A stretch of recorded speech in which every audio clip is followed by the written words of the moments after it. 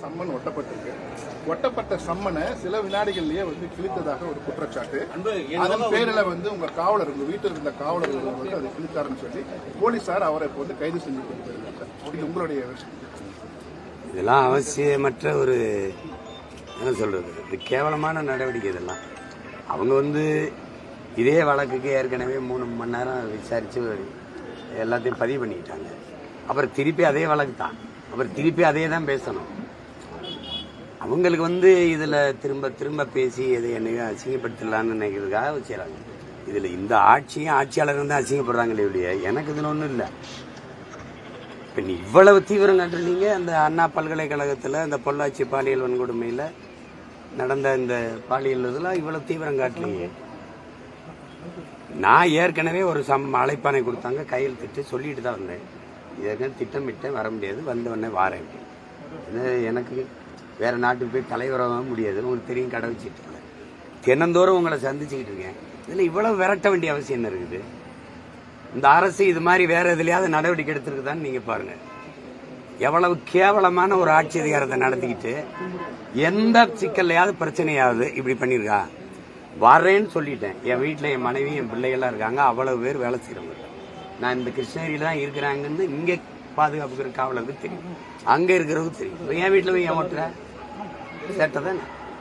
நீங்க ஒட்டிட்டு போன பிறகு என் வீட்டு கதவுல இருக்கிறத அங்கே வேலை என் தம்பி ஒருத்தர் கிழிச்சிருப்பாரு.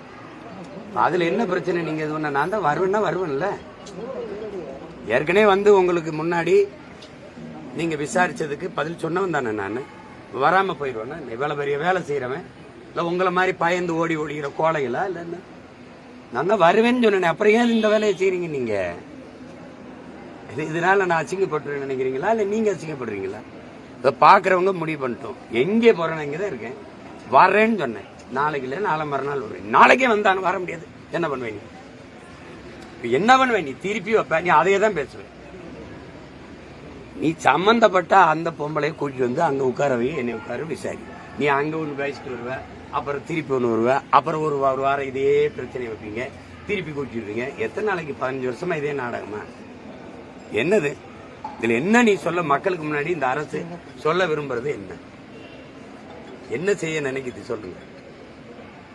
நான் திருப்பி நீங்க முதல்ல விசாரிச்ச அதே தான் திருப்பி அதே தான் சொல்லுவேன். விசாரிக்கவே இல்லை, நீங்களே முடிவு பண்ணிக்கிறீங்க இதுதான் நடந்திருக்குது, இது போயிருக்குது. இது எந்த மாதிரியான தீர்ப்புகள், எந்த மாதிரியான விசாரணைகள்? என்ன செய்யணும்னு நினைக்கிறீங்க? நீங்க ஏதும் செய்ய முடியாது. சும்மா இப்படி போட்டு இப்படி அசிங்கப்படுத்தி நீங்க இவ்வளவு நேரம் ஒரு கேள்வி கேட்க நான் ஒரு பதில் சொல்ல, இது மாதிரி தான் செய்யலாம்.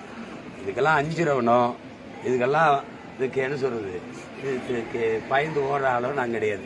வருவேன். நாளைக்கு 11 மணிக்கு தான் வந்தாகணும். வர முடியாது, ஒன்னால முடிஞ்சது பாரு. குறிப்பா இந்த வழக்கு நீண்ட காலமா நடக்கக்கூடிய வழக்கு. ஒண்ணு வழக்கு இல்லைங்க, வழக்க நான் தான் போட்டேன். இருங்க, வழக்கு இல்லது. சும்மா அவ்வப்போது அவதூறா ஒரு புகார். அந்த அம்மா திமுக ஆட்சிக்கு வரும்போது வரும். அம்மையார் ஜெயலலிதா 10 ஆண்டுகள் ஐயா எடப்பாடி எல்லாம் ஆட்சியில் இருந்தபோது ஏன் வரல?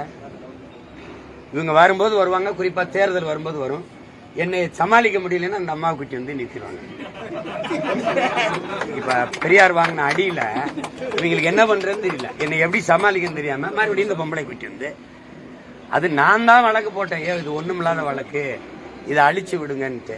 அங்க இருந்த ஒரு மகான் அவர் இதுல இல்லை விசாரிக்க வேண்டும், விசாரிச்சுட்டுல தீர்ப்பு எழுதணும். இதெல்லாம் நடந்திருக்குன்னு சொல்லிட்டு தீர்ப்பு எழுதுனா விசாரணை எப்படி நடக்கும்? எந்த மாதிரி நாடு, எந்த மாதிரி சட்டங்கள், எந்த மாதிரி மன்றங்கள், எந்த மாதிரி நீதிகள்ங்கிறத நீங்க தான் பார்க்கணும். விசாரிக்கணும். விசாரிச்சு அவங்க தரப்புல இருக்கிற புகார் கொடுத்திருக்க குற்றச்சாட்டுகளுக்கு சான்று கேட்கணும்.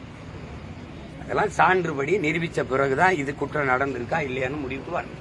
நீங்க அது எதுவுமே செய்யாம நினைக்கும் போதெல்லாம் அந்த பொம்பளை கூட்டி வர வேண்டியது, சாத்த இது பண்ணது, என்னை சமாளிக்க முடியலன்னா இப்படி ஒரு நாடகத்தை போட வேண்டியது. நானும் இந்த நாடகத்தை பார்க்கத்தான் போறேன். இது என்ன நடக்குதுன்னு பார்க்கத்தான் போறேன். நீங்களும் பார்க்கத்தான். நாளைக்கு தருமபுரியில் கலந்தாய்வு. நான் வருவேன். அந்த வலசரவாக்கம் காவல் நிலையம் அங்கதானே இருக்கும், நான் இங்கதானே இருப்பேன். என்ன அவசரம் சொல்லு. அவசரம் நீ வந்தது வர முடியாது, என்ன பண்ணுவேன் பண்ணி